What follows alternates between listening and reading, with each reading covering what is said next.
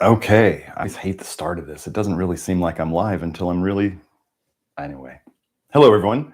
I am Dr. Garrett Smith, the nutrition detective, and it's another Friday Love Your Liver live stream. So we're gonna be doing lots of Q&A today because, as I said in some of my social media posts before this, I have so much stuff, so much cool stuff going on that I didn't have time to prepare stuff for today because it's really cool things are happening here. I'm working on I'm going to work on my audio setup. I know my audio setup's not great. I'm going to fix that. I'm going to work on the background. Going to work on the whole little studio here to make it nicer. And working on a second supplement, a mineral supplement that is in process right now, and that'll be coming out soon. That's really exciting. And there's other cool things going on in the background that I won't go into today, but there's lots of stuff going on. So what are we going to talk about today? So there's no questions yet. So if you guys have any questions, make sure to post them. Since we didn't have any of that, I thought I'd go over, I went into my Slack. So I have a Slack account that's private. It's only for Inner Circle members, but it's where I accumulate all of the research I want to be able to find easily again. So I give Inner Circle people membership so that to my Slack, so they can look in there and find the stuff that I found that is super interesting. So I got one question, so we'll postpone that for a second. Gretchen asks, "Hi, Dr. Smith, do you have a recommendation for what to feed our dogs? And others might want to know about cats' diet too." Well, the biggest thing to not feed them would be, I mean, this is where, okay, I have my ex kept the Chihuahua that we were given. I wouldn't choose a Chihuahua if I had the choice. But what do you feed it? What do we feed it? I just look, honestly, look, I'm going to tell you it as it is. A dog is not a family member to me. A dog is a dog. A dog is not my fur baby.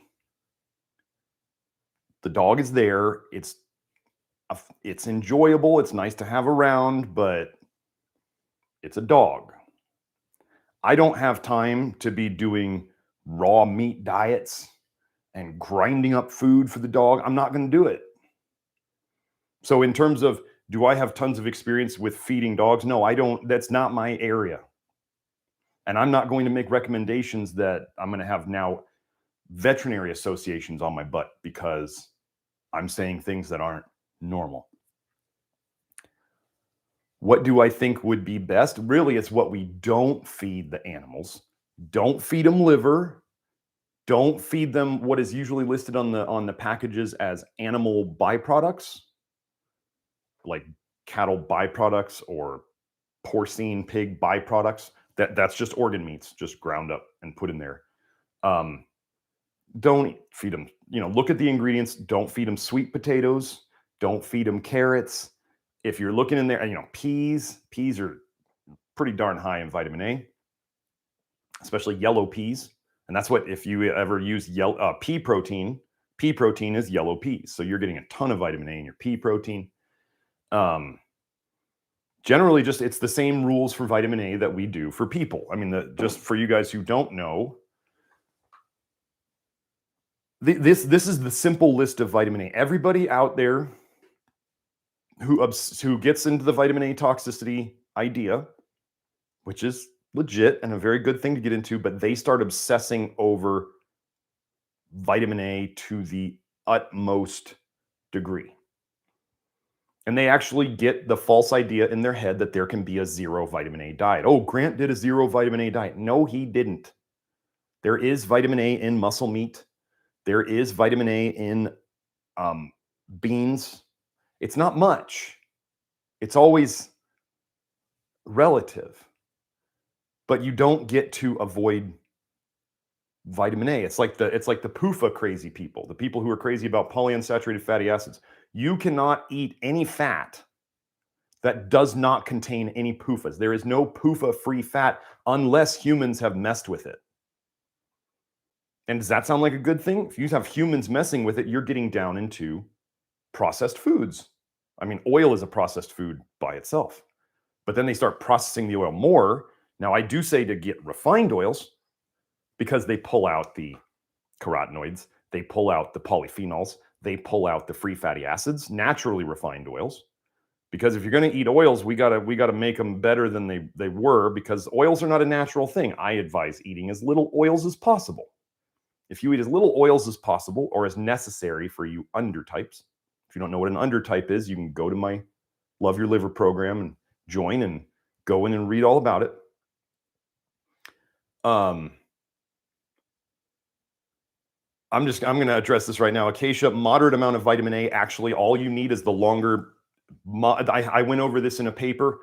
High doses short term cause problems. Moderate doses for several years was shown in the research. Moderate doses were shown to cause harm. So no, it's all just, is more coming in than is leaving. Just like money. If you have more vitamin A coming in than you're able to get rid of, you are slowly becoming poisoned. It's just math. So I don't like statements of, I think moderate amounts are okay. Moderation is people's excuse for addiction. The word moderation, I don't go with it. There's too much, and there's poison at a dose you can handle. You don't have to agree with me. That's okay. I wouldn't be doing this if I cared if people agreed with me.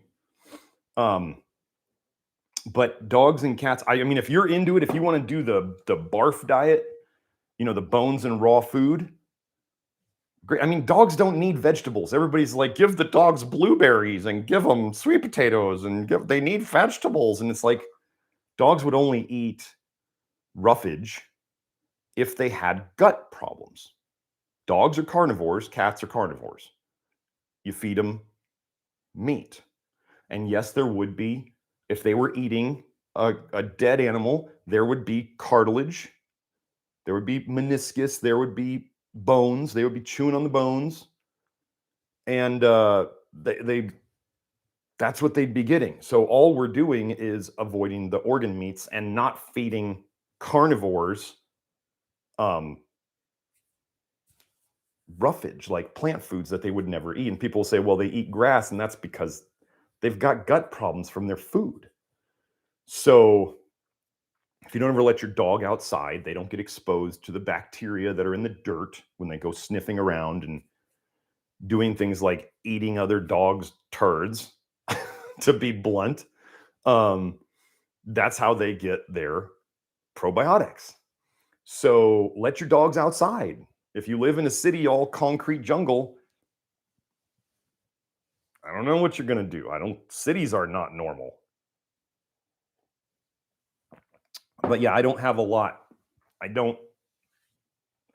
Just if you want to do it, get your dog the best dog food you can. I feed my dog the best dog food I can find that doesn't have those things in it. Is there a little bit of vitamin? Here's what you don't want to do. If you're going to buy dog food, if you're like, Dr. Smith, I'm busy. I got, so many kids, and I got other things going on, and I don't have time to do anything other than put the dog food in the bowl for the dog. I mean, that's the way my family is. The big problem with dog foods is because they're going to add vitamin A to it. It's just, if you're going to buy pre-made dog food, they're going to put vitamin A in it because that's what the veterinary associations make them do. The key thing then is to not get other things in the food that add more vitamin A. Don't buy food that's got vitamin A in it and sweet potato and carrots and peas and liver or byproducts. Don't feed your dog liver treats, okay? Simple stuff. So if you are after, if your dogs eat better than you do, you have an issue. If you actually feed your animals, if you put more effort into feeding your animals than you do, you have a problem. Treat humans better than animals. Treat yourself and your family better than your animals. Somebody might be like, that's speciesist. I don't care. I am not here to worry about that stuff. So anyway, there's my answer. I feed my dog the best dry dog food I can find, and call me callous or not caring. I didn't want that dog anyway. So that's my situation.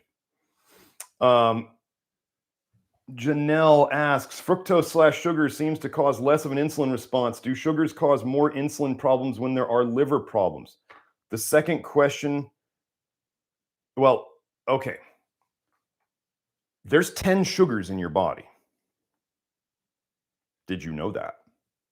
Or did we just think it was glucose and fructose? There's actually 10 sugars in their body. How many do we talk about? How many do we typically measure?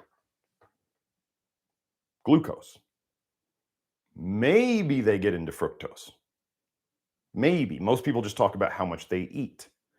And so they look at insulin response and they go, oh, well, fructose has less of an insulin response than even beef. I can't get into the weeds like that. I fix people's blood sugar stuff all the time. Don't eat fructose. It damages your liver. Glucose is starch. Eating a bunch of liquid glucose will damage your liver most likely because it's a processed food. Starches are, beans give the most stable blood sugar of all foods ever tested for the longest period of time. What's in beans? Starches and fibers. Obviously, basically everything you've learned about blood sugar regulation from the mainstream and the mainstream alternative people is wrong, or else we would be doing better with diabetes, and diabetes is just going. There was a study that they did on low carbers where people would self-report their diet after 10 years. And I'm not going to go looking for this study right now, but after 10 years, the men who were low carbers had the highest rate of diabetes in the study. But low carb fixes diabetes. No, it doesn't. It hides it for a while. It hides the body's inability to process carbs and sugar correctly. And so by not eating carbs, you don't have a problem for a while. This is exactly the same thing. This is exactly the same thing as taking hormones. If somebody has a hormone problem, I'm guaranteed they have a toxicity problem, probably related to copper and vitamin A. And you ladies, if you haven't watched my birth control video on here, vitamin A and copper became your problem when you took any amount of birth control. If your life and your health was different after birth control messed up your liver. You can look up liver injury and liver injury contraceptive. But you could also watch my video, which takes all the research that you need to. It's on this channel. But so there's probably a vitamin A and copper problem going on. So there's a toxicity problem going on. And then there's probably nutrient deficiency going on. No one's looking at that for diabetes. But so for hormone problems. So you take the hormone, right? You take your progesterone. And if you're a Peter, you take progesterone without any testing and you just kind of wing it. I saw somebody on Twitter yesterday arguing that they were saying that I don't think that coffee, like if you're addicted to coffee, if you have to have it to function, I don't think that's good. I think that's a bad sign. And she was a Peter in the Ray Peat inspired lifestyle diet kind of area. And everybody started attacking her. It's crazy. It's just crazy. Like, it's an addictive substance. That's usually a sign of it being bad. Oh no, that can't possibly it. If you have it with cream and sugar, it stabilizes the blood sugar response. So what? If you snort cocaine and you take a sedative at the same time, and you're like, oh, now I can feel the cocaine, but I'm also calm. Is that good? Is that good? Just because you mask the impact of it? So anyway, back to the hormone therapy. While people take the hormones, at the start, they feel better because it's addressing that little teeny part of their health issue, which is the hormone problems. And it's masking the festering problem underneath, whatever that is, toxicity, nutrient deficiency. They hate their life. I don't know, whatever it is. So low carbing and keto just takes out the thing you can't deal with. But why could you not deal with it? Could you deal with carbs as a kid? Probably. Could now you're an adult and you say, man, I did low carb and keto and I can't take any carbs anymore. Something broke in you. Something broke. Pancreas, liver. What I believe is it's the liver has the problem and the pancreas has to work harder to keep up with the liver because the liver's not doing its job. But the pancreas breaks first. It's like a staring contest. Like they're both trying to regulate the blood sugar. The liver's just going to win, generally. Liver failure is pretty rare. Heart failure, pancreas failure, lung failure, brain failure, blood vessel failure, all these things happen before the liver breaks. You want that because your liver's gone, you're dead. So, but diabetes, not eating sugar or not eating carbs, just masks the problem. And then underneath it all, the problem gets worse. And then you have people who try to come off of their keto diet or their low carb diet or their carnivore diet. And they're like, oh my gosh, I can't tolerate carbs anymore at all. No way. They make me feel horrible. The problem that you started with just slowly festered and got worse underneath it all. That's it. You masked it by taking away the problem. A lot of people quit their addictions, but they still want that thing very much. And so whenever they go back to it, this is like the story of the drug addict who quits drugs. They never got over wanting it, and then they take it again and they overdose because they do too much and they're not used to it. So they croak. Same thing happens with alcohol a lot of times. If you're going to get over an addiction, I highly suggest using Alan Carr's work, ALLEN. Here, I'll put it in the chat, ALLENCARR.com. They have books on, you can find their books. You can find their Audible recordings. You can go to their website and find their kind of like presentations. Love that stuff. Makes stuff easy to quit.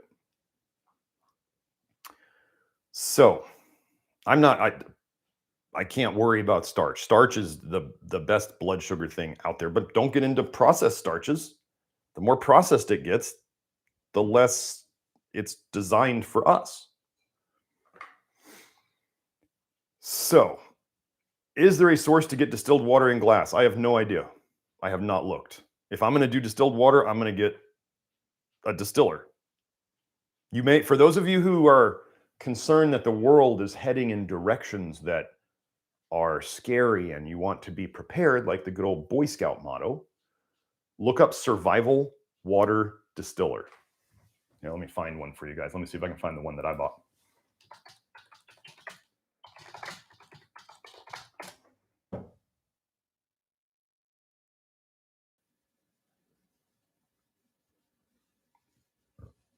Oh, come on.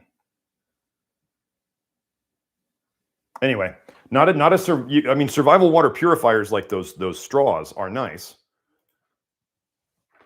You should have one in your go bags. And if you don't know what go bags are, you should figure it out. That's not my topic here.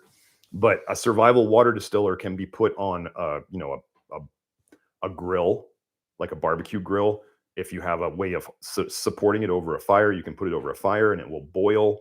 Just think if all of a sudden the water stopped flowing out of your tap and you've got to go get water out of a pool or a jacuzzi. Or leaking sewage. People go, oh my God, I'd never drink that. If you get a distiller, you can. So survival water distiller. I have several of them. Water purifying straws would be good to have around too. Just think, the first thing you need the most in a SHTF situation is air. Next thing you need is water. Most people, you're not going to be able to deal with the air situation fast enough. But anyway, that's a whole nother topic. But distilled water in glass, no, I have no idea. Nobody sells big bottles of anything in glass because they're too heavy for most Americans to carry around. Those 5-gallon water bottles, the plastic ones, could you imagine? I mean, those glass ones are pretty heavy. And most people are just weak AF, if you know what I'm saying. So the other thing you want to do if you're preparing for anything right now is get stronger. Carry stuff around that's kind of heavy. Just the thing I think of is like, I remind myself of the story of Exodus, where they were walking around in the desert for 40 years. And they had to carry everything. What does my workout consist of a lot of times? At least half of my workout, my walking workout, I put on a weight vest or I put on a 50-pound backpack that has a bag of playground sand in it. And I walk around with it because what's the one thing you're going to need to do when stuff goes wrong? You're going to be walking a lot, carrying a lot. Just logic. Getting a little off topic here. So Forever a Student says, long time on a low copper diet with copper antagonists. Lately, I have developed a distaste for red meat and craving copper-rich plants. Copper deficiency possible. Also have all the symptoms of the deficiency. I won't even discuss this without testing. I don't know what else you're doing. This is not the place for me to like analyze an individual situation. But we have people who are working with me with testing, and their copper is going low, and they're in the best health of their life. Somebody with low copper who is still sick, their liver is still very sick. For somebody who's not even, I don't even know if you're in the Love Your Liver program, but for somebody who's not in the Love Your Liver program, you're like out in the woods without a map. This cannot be, you push, I mean, is there such a thing as zinc toxicity? Yeah. Is there such a thing as molybdenum toxicity? Yeah. Could you have iron problems because of what you're doing that I don't know about? Yeah. You could be causing yourself all sorts of problems. Doesn't mean it's copper. Copper loves to get stuck in the liver. And when you get copper stuck in the liver, you tend to start seeing low blood copper. Just like the guy who took 50,000 units of vitamin A a day, every day for like years. And then when he finally goes into the doctor with liver problems, his vitamin A is low. And they're saying, we think you have vitamin A toxicity, but your serum retinol is low. So they took him off all the supplements, and they probably had him stop eating all the other foods like sweet potatoes and carrots and spinach and dark greens and all the silly stuff he was eating. And over the next 12 weeks, his vitamin A went up to a 62, which is technically toxic. So he stopped the vitamin A, and the vitamin A went up. Where was all that vitamin A the whole time? It was stuck in his liver. So, yeah, there's a lot more to this. There's a lot more to this. This is not a game. If you are out there trying to read multiple people on the internet and play the guessing game, and you're not testing, and even worse, if you're trying to regulate copper and zinc only on hair testing. Let me give you an example. Yesterday, so let's talk about iron. I had a guy, his ferritin was 316, which is quite high. And his iron on the hair test was a 0.5, which is what most people were taught is low. It's actually right where I want it. So he's low for what most people are taught on the hair test. He's okay for me, but his ferritin is 316, which is almost like 5 times as high as where I want it at minimum. The hair test is garbage for iron. It's quite simple. You can't use a screwdriver very well to hammer in a nail. You got to use the right tools for the right job. This is what I like to believe I've figured out pretty well. Copper by itself on a hair test and zinc by itself on a hair test. It's useful, but not. I'll have people whose copper on the hair test is where I want it, and then they've got a blood copper of 127, which is way higher than I want it. There's a reason why I blood test ferritin, serum copper, plasma zinc. Because the hair test by itself is not very useful on those. That's why I run those. So I just can't answer that question because you're not my client and I don't know what the heck you're doing. And I don't want to know it here. This is not the place for it. So that's what I got. You could be taking another supplement that's just totally messing you up.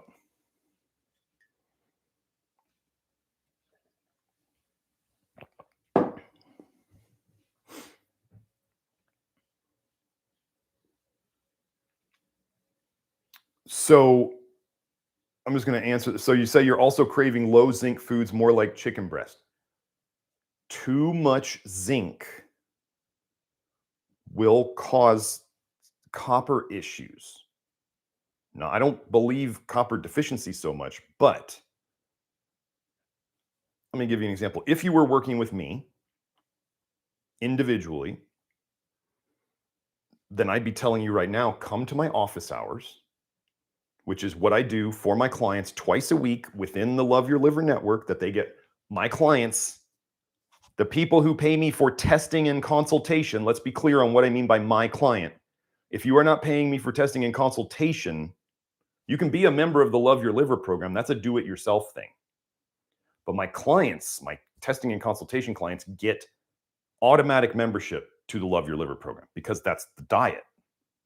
I need people to know this. So my active clients get access to that for good. So my active clients within the Love Your Liver network get access to my office hours, which is a Zoom meeting twice a week, Wednesday mornings, Thursday afternoons. So everybody has a time that they can hopefully make. And this is where I would say, you tell me your issue. I figure out, what are you doing? What are you taking? How long have you been doing this? What makes it better? What makes it worse? What came with it? Is there other stuff going on like space weather? And I just did a 1.5-hour video on space weather as an update to the program last week. So if you're wondering why you felt bad in the last week especially, and you don't know about space weather, I talk about it. Nobody talks about it. We're not talking about Mercury in retrograde. No. We're talking about real scientific measurable stuff, like you can get apps on your phone that will tell you if the space weather is happening right now. People will talk generally. They'll be like, we're in a solar maximum. And you're like, yeah, but what does that mean? And what is happening with it? When you can see it on apps, it's kind of cool. And I go over how to set up the apps. So, yeah. What doctor do you know that gives people twice a week access to them to come and ask questions? Can people show up? Do some people show up to every single office hours session? Yes, some of them do. Is that okay? Yeah. Is it a group session? Yes. Is it private? No. You want a private session? You pay extra for that. But yeah, how many doctors do you know that'll give you as part of their package that's very reasonably priced access to them twice a week, every week? This is how we solve these problems. Right now, if I were in your situation, I would be listening to your body because something you're doing isn't right. Your body is rebelling. It's very simple. I don't have to know what your exact issue is. Whatever you're doing right now is causing you some issues. Doc, it hurts when I do this. Then don't do that.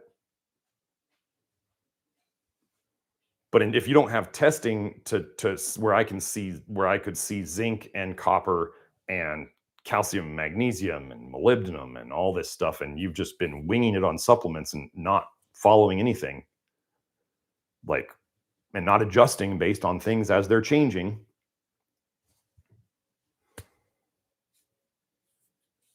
I've just figured out recently exactly how silver affects copper. I'm not going to go into that here, but yeah, silver, I mean, people say, oh, silver lowers ceruloplasmin. And then you start going, why? Why does that happen? That's what I always tell people, act like a 5-year-old and be like, when somebody says, well, this does this. Anemia makes you tired. Act like a 5-year-old. Why? Well, because you have less red blood cells than you should. Why? Why aren't you making red blood cells? Okay, it's because of iron deficiency in the diet. And you go, well, if you're eating meat once a day, that should be plenty of iron. Why would there be an iron deficiency? Why aren't you using the iron well? Well, leaky gut. Okay, what causes leaky gut? Why? Let me give you a list. Why?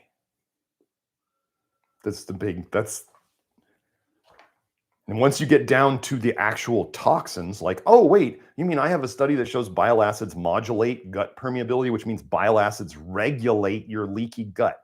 I have research showing bile will cause leaky bile ducts. Bile will cause leaky gut. Bile will cause leaky capillaries, your tiniest blood vessels. And bile, we're getting the research now that bile will cause leaky kidneys. Wow, it sounds like bile touching things causes them to get leaky. What do? We make the bile less toxic, give the body what it needs to make better bile and to get rid of bile and to protect itself and to rebuild itself, which is not a long list of nutrients. It's not very long. And then the best thing to do then is to use lactoferrin to help repair the damage, because that's what our lactoferrin does in our body. And if you take some bovine lactoferrin, some lactoferrin derived from, in our case, fresh cow's milk, it's been shown in the research to repair that damage. So it makes the process just go faster. That's what we do. It's very simple. So I have seen your hair tissue mineral analysis and the uranium and arsenic are really high. No, they're not. As I would say on the videos where I review my hair analysis, Tucson has uranium and arsenic in the shower water. Every time you get your hair wet, just like if you have hard water coming out of your sink, every time you turn off that water and whatever water is left there dries, it leaves behind the minerals, because when things evaporate, they leave behind minerals. That's why we distill water. The water leaves and everything else stays. That's called distillation. What do you think happens in your hair when the water evaporates? It leaves behind everything that's in it. Could I show you research that shows that there's uranium and arsenic in Tucson's water? It's very easy to do. So that means every time I take a shower, when I get out, whatever, when you dry off your hair, it's never totally dry, right? It's still wet. So that means when that hair finally dries from the air, it leaves behind a mineral scale.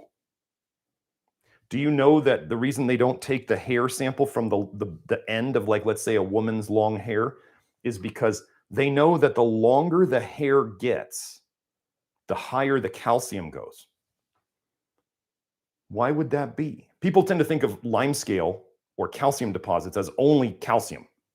No, it's all the minerals that are in the water. This is a thing in hair analysis that people don't get. They'll be like, oh, you could get zinc from dander shampoos, and you could get selenium from dander shampoos, and you can get calcium from high calcium from the hair was taken from the wrong end. If the hair is growing out, your body's not making it anymore. It's well beyond the influence of your body. Why does it have high calcium the longer the hair gets? Because of hard water. There's calcium in your water. It deposits on your hair. This is just the logical stuff that I've figured out over time. If you have a water softener, that uses sodium to remove other minerals. You will have higher sodium than you should, than what is underneath. So there will be like the underneath sodium, your real sodium level, and there will be your water softener added sodium level. It will deposit salt into your hair. I never learned about a water softener in my hair analysis classes. I had to figure that one out on my own. So let me tell you, after seeing a few hair mineral analyses, I've seen a few. I think at last count, this was a year ago, maybe 2, I was at 1,500, including my own one every month. My uranium and arsenic are not high, and it comes from the water here. I don't eat rice. Where's my arsenic coming from? From the water.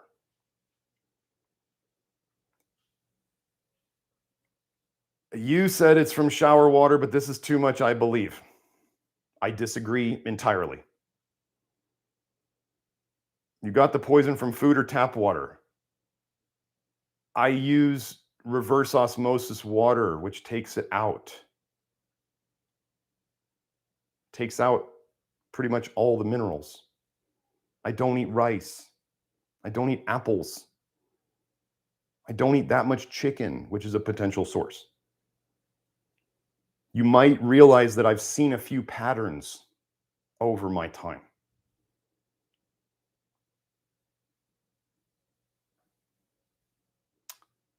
We're done on that one. Node says, took Accutane 6 years ago and found myself here. Improved on a carnivore diet, but had too much liver, and now I'm so dehydrated. What should I do? Beans help fix my constipation. Well, first you should join the Love Your Liver program so you can get lots of information that you might not know about.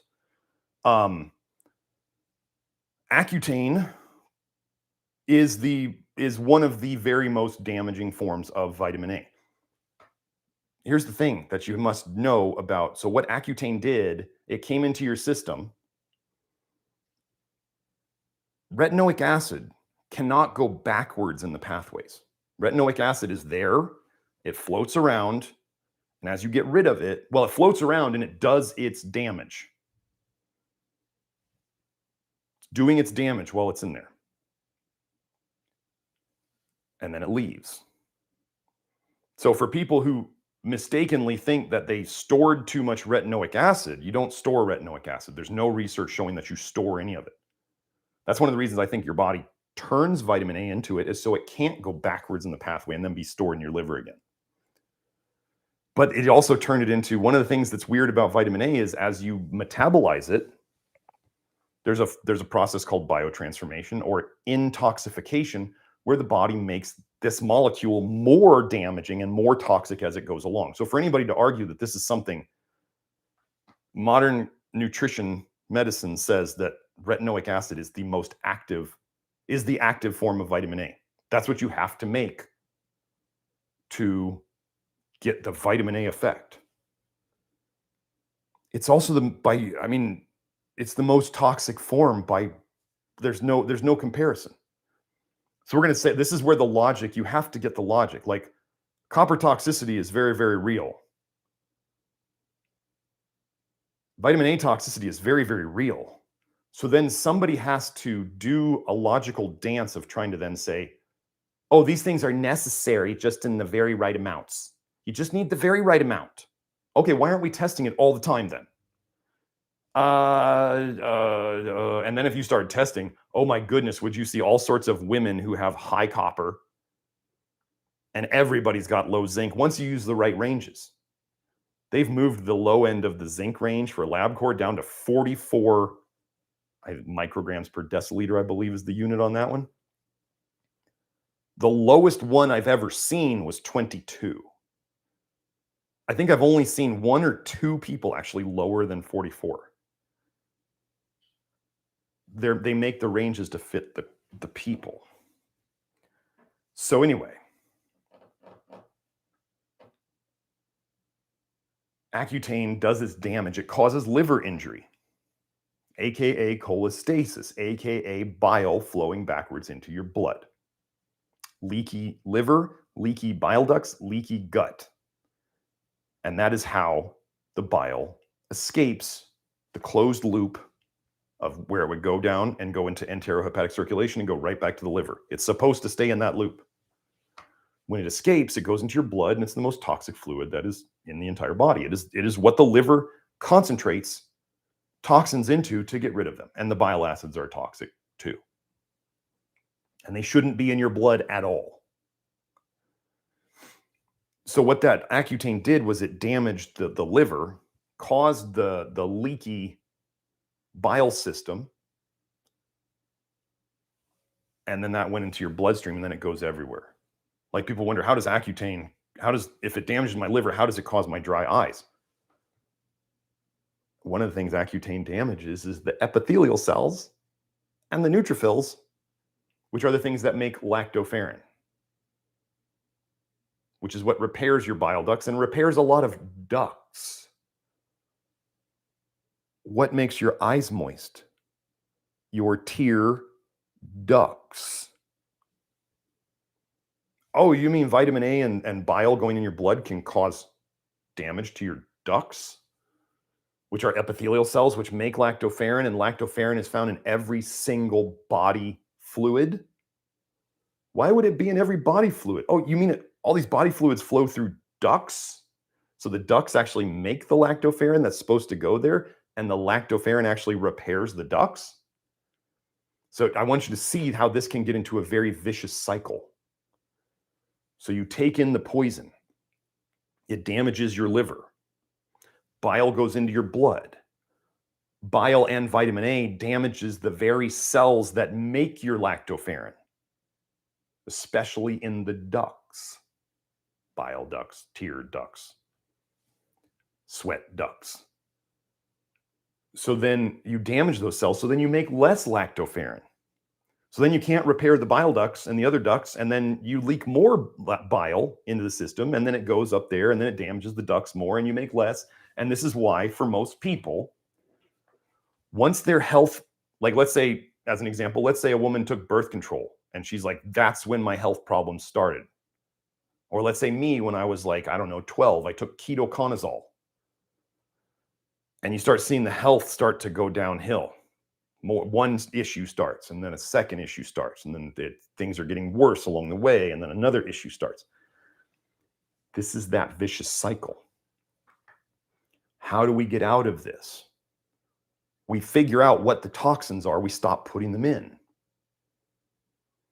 We figure out what nutrients have been depleted in the process, and we put them in based on testing, not guessing, then addressing.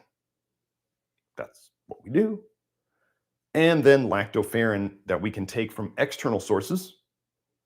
We don't get it anymore because we're not nursing breast milk.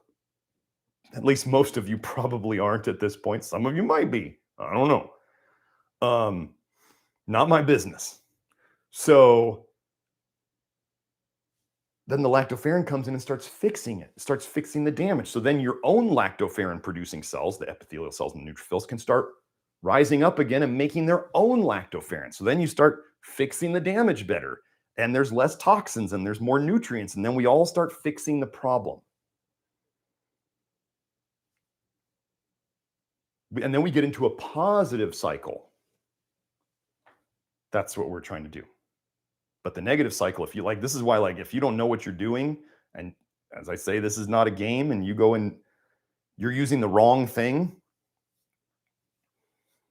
you're like, oh, I started taking quercetin for the virus. Quercetin is a bioflavonoid, which means it's a polyphenol. which means it depletes vitamin B1 and it slows down your ALDH.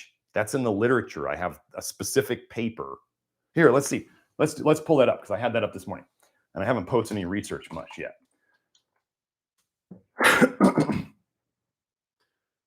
Here it is. Title of the study. Let's see if we got it in. Nice, Sam, get your ducks in a row. Hey-o, that's a good one. That is a good one. Little nerdy nutrition detective dad joke stuff. Love it.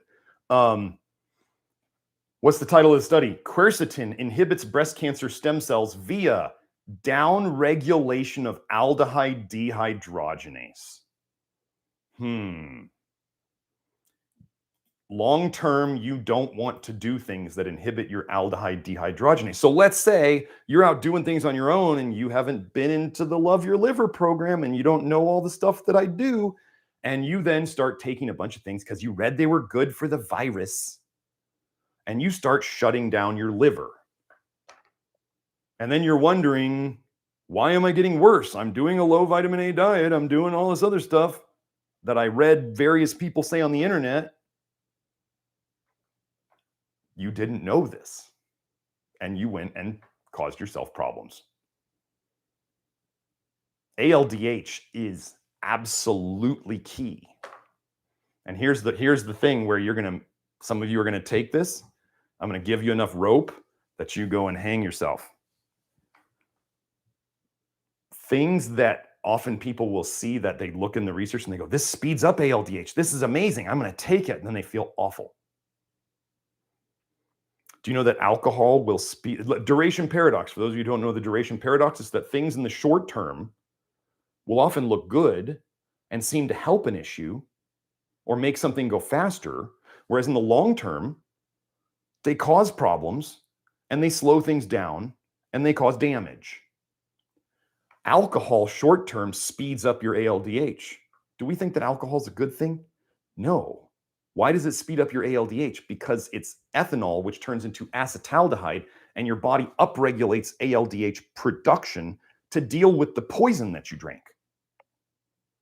We all know alcohol is poison. I mean, if you don't understand that alcohol is a poison, I mean, you got to go back in your nutrition education. But alcohol ruins people. So oftentimes we have to realize that things that speed up ALDH in short-term studies slow it down long-term because they use up the nutrients that run it and they give it toxicity. So we have to look at what the compound is and what's the long-term effect of it. And this is one thing that I like to think I'm pretty good at, that I can take a lot of load off of you with my research and me trying these things on myself and having other brave souls in the name of science when I give people an opportunity, especially in the inner circle where people get to hear my new ideas first, those of them who experiment with it. I have a new experiment that I'll probably talk about in the network coming up that I want to do an experiment with it. I'm doing an experiment here at my house with it when it arrives within a couple days. So always experimenting. This is never static.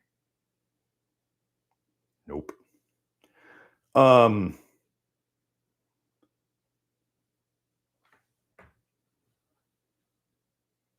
Okay. Acacia, I'm just going to give you a heads up. If you come here and you start trying to tell me how much you know, that won't end well. Just going to let you know.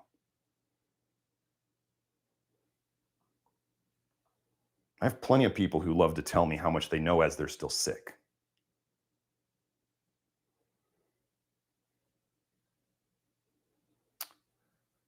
Next question. Have I heard of Karen Hurd? My approach is similar to hers. My approach is I took what I believe was the things that Karen Hurd did right and left the rest. She came on to things. She doesn't know why a lot of her things are doing what they're doing. But it's a decent program. Now, people can go pay $250 or more for her programs, or they could do the Love Your Liver program for $59. But yeah, the beans idea is great, but there's lots of people who have putrefactive gut biomes that can't do the beans. And they're a disaster on the beans. And the beans don't just all of a sudden fix the problem themselves. So what do those people do? They just quit. Because Karen Hurd's program is beans or nothing. Do the beans. Don't feel good on the beans? Do the beans. Not my style. I'm very familiar with Karen Hurd's work. She does not understand the vitamin A thing at all.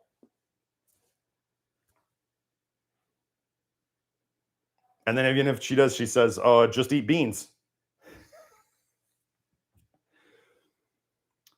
So, honey maple syrup is good or bad or limited? Since I have Hashimoto's, I have to limit my gluten products. Fructose is fructose is fructose. The more fructose you have, the more likely it's going to negatively impact your liver. Natural fructose is the same as, I'm not going to say it's the same as high fructose corn syrup because that's been messed with a lot. But if you were to have crystallized fructose, there is no, where do you think they get the crystallized fructose from? It's exactly the same chemical. First thing you can do to help yourself is get out of the idea that a nutrient in a food or a compound in a food is somehow different than that same compound when it's synthesized. Because I want you to remember, okay, you had chemists and research scientists who found this molecule in the food, and they did a chemical analysis to show what that compound was chemically. And then they figured out how to reproduce that same exact compound in a lab. And if you had a chemist who got a natural version of that molecule and a synthetic version of that molecule, and they put it in their analysis machine, it's going to say it's exactly the same thing. Fructose is fructose is fructose. Vitamin A, retinol is retinol is retinol. They're not different. Get the idea out of your head that there's some difference. Bill Gates is making biofortified, increased carotenoid foods. Bill Gates loves vitamin A. I'm going to do a video on this on Rumble soon enough. He loves vitamin A. He helped make golden rice, genetically modified rice that produces beta carotene. That's why it's golden. He helped fund research down in Australia where they made a beta carotene producing not sweet banana that they wanted to take to Africa. He's also helped fund biofortified food development. Now I'm going to tell you, if Bill Gates knew that synthetic vitamin A was bad but natural was good, biofortified is the plant making simply more carotenoids. Nobody's going to tell me that they're synthetic. It's being made by a plant. The bananas are making beta carotene. The golden rice is making beta carotene. They just put the gene into it so it made beta carotene. Natural as anything else. I mean, I know it's not a natural process, but that beta carotene is just as natural as anything else. And if they analyze it chemically, it's the same beta carotene that would be in squash. Okay? There is no difference. The biggest thing you can do in your health is realize that if something's poison when it's synthesized, it's probably darn well still a poison when it's natural. And the whole people get into the poison is in the dose. Is it true? Yeah, but the poison can still just be a poison. Like, is anybody really going to tell me that mercury is not a poison? Is somebody going to sit here and argue that? No, mercury is only a poison if you get too much of it. No, it's a poison. People bring up hormesis. Like, anybody alive is not over the toxicity level of any hormetic effect. Okay, people bring up hormesis in terms of stress. Who do you know who's not overstressed right now? Who do you know who has to worry about, wait, I'm so unstressed, I need to add stress to my life? Who do you know who's non-toxic? Where do all those toxins affect first? Your liver. Then they affect your kidneys. How do they affect your kidneys? Either your liver processes the poison and then makes it water soluble. It goes back into the blood and then it goes to the kidneys, or your liver and the bile system is leaking bile and it goes back to your kidneys.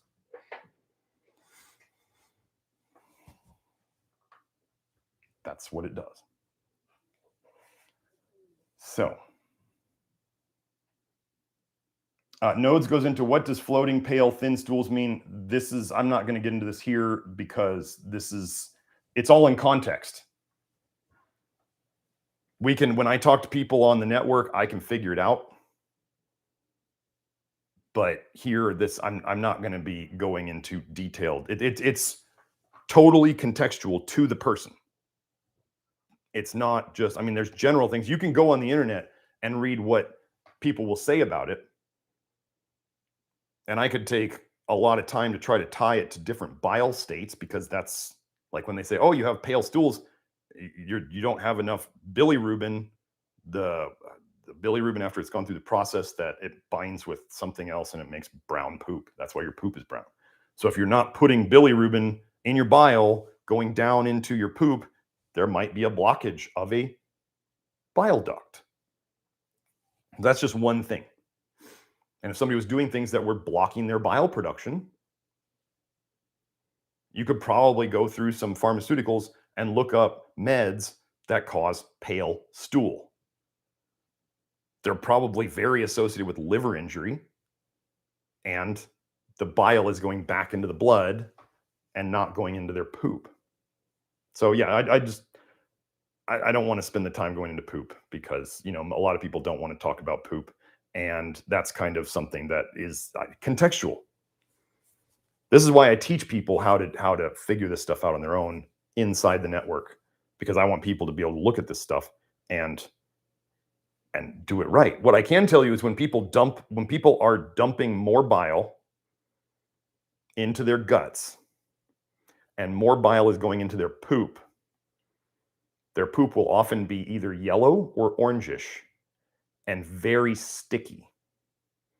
Like, it will, when you flush, there's remnants of it left in the toilet bowl. It doesn't, sometimes one flush won't move it down. It's that sticky. And that's bile. Bile is sticky. What would make bile yellow or orange? What are we trying to get rid of that's yellow or orange that we get rid of in the bile? Oh, vitamin A. Then we have proof of what is happening. And people will notice that different things cause their poop to change colors. Not major changes, but it'll go from brown to red to orange. The pale thing, there's usually something going on with the pale stool. But yeah, I'm not going to go into that deep. So Allison says, taking thyroid meds, 64 years old, and the doctor has me recently on bioidentical estrogen and progesterone. Conflicting feelings here. Hormones are some of the largest and most complicated things for the liver to break down and detox. It has been proposed that the intrahepatic cholestasis of pregnancy, which is what we're talking about here, liver injury, where women get morning sickness, where they get itching, where they basically feel like garbage. That's bio. There's a paper, I've gone over it here before, where they basically stated that normal pregnancy, it should be assumed to be associated with a mild subclinical, which means they can't detect it with their normal stuff, cholestasis. So they're saying pregnancy is normally cholestatic right now. What do they believe is the major cause of that cholestasis in pregnancy? Progesterone, an increased production of progesterone. So if you already have a liver issue and you are loading up with more hormones, you are increasing the work. Your liver, which is probably already stretched beyond what it wants to do, and you're increasing its load. Might you feel better short term? Sure. Estrogen causes cholestasis. Go look up estrogen cholestasis. I mean, here's the thing you have to watch for. You're on thyroid already. That's a sign you got liver injury, cholestasis stuff going on. And I've been over this study where they can show that different thyroid conditions had different bile acid profiles. And then now your doctor is looking at your hormones and they're saying your hormones aren't where we want them to be, and we're going to give you more. Because we're going to band-aid this symptom, because most doctors out there can just look at a symptom and give something to try to fix the symptom, to make you feel better so that you'll leave their office and stop complaining. Isn't that what most doctors do? They're like, please go take this so I can hear you stop complaining and you'll leave my office. They know they're not getting you better. They just want to stop hearing the complaining. What do doctors do for women? Antidepressants, anti-anxiety, hormones, whether it's hormones after they're menopausal or birth control pills if they're premenopausal. Ladies, that's what you're getting when you go to your normal doctors. And most functional doctors are just treating lab tests with compounds that are not essential to the body. So they're just trying to force the lab tests to do what they want. It's the way it is. I've taken functional medicine classes. I know exactly what they're all about.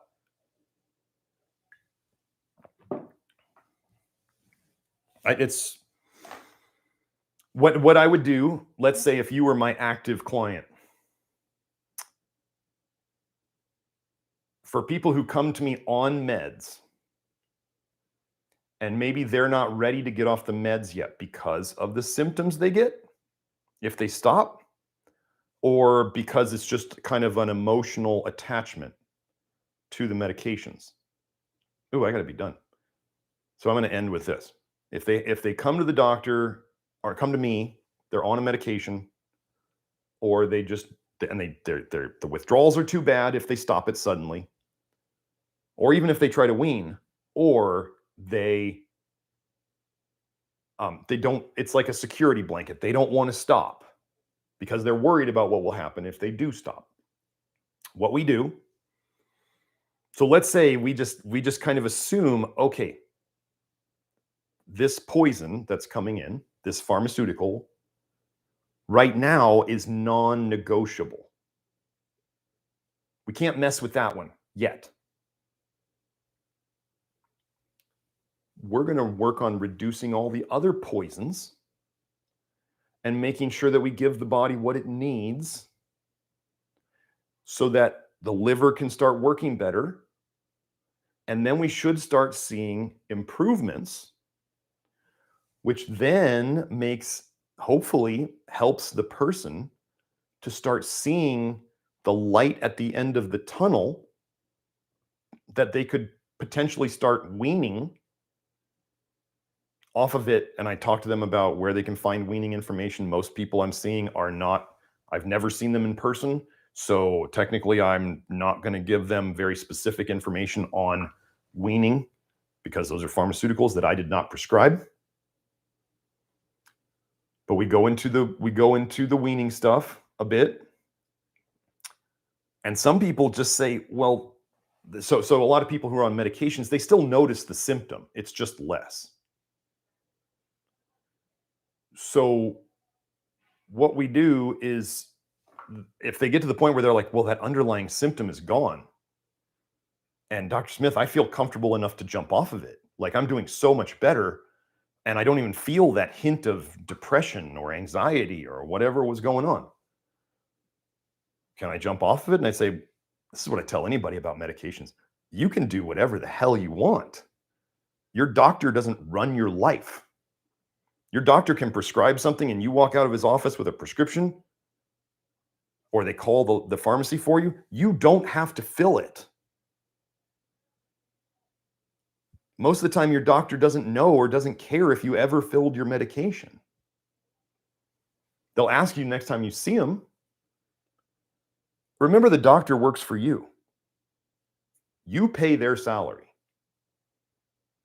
You decide what you tell them and what you need to get out of them. If you need to get certain labs that you have researched and you feel like you need, and you were to choose to bend the truth so that you could get the labs that you need, am I going to argue with that? No, I'm not going to argue with it. If somebody asks me for a lab, I'm going to help them to get it. That's what I do. I think you should be able to know everything that's going on in your body just by your own choice, and by, if you're willing to pay for it. Why would we not give people that information? You know why doctors don't want to run extra labs is because, first of all, they're insurance doctors and they don't think the insurance is going to pay for it. And if they can't justify it, then they have to pay for it. That's why they're not running these labs. So, but they also, if you do labs that they aren't educated on, most doctors hate to look stupid, and their pride is too great for them to say these magical 3 words. I don't know. There is so much out there today that for anyone to say, to not be able to say, I don't know, I've never seen that before, I've never heard of that before. It's just their ego, their fragile little ego, not being able to admit it. I had a woman 3 weeks ago, a month ago, client, she brought in 23 pages of blood work because she's been trying to figure out her health problems for so long. And as we were going through this blood work, I was saying, I have never even heard of that. And she's like, yeah, there's a couple studies on it. It might be related to this. And I'm like, I don't look at labs that only have a couple of studies for a marker that is probably just a marker of a symptom. It's not an essential nutrient. And she actually told me one of the things that she liked about me was that I was willing to, so other doctors would get pushy with her or fire her from their practice or tell her that that's not important. And I would say, I don't know. I've never heard of that.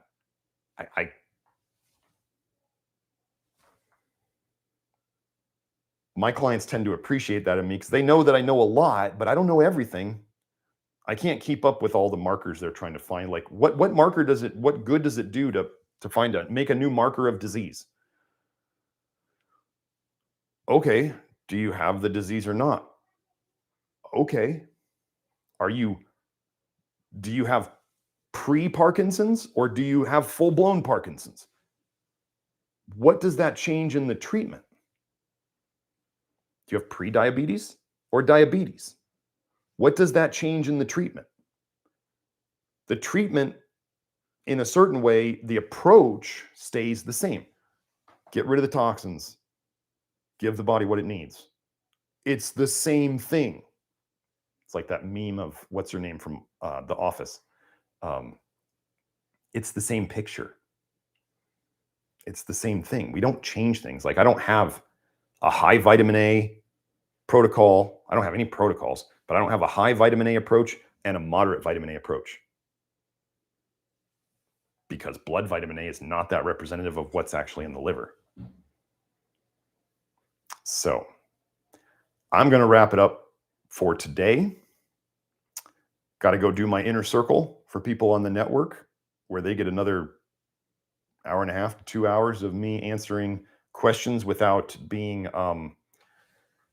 without me self-censoring for this channel.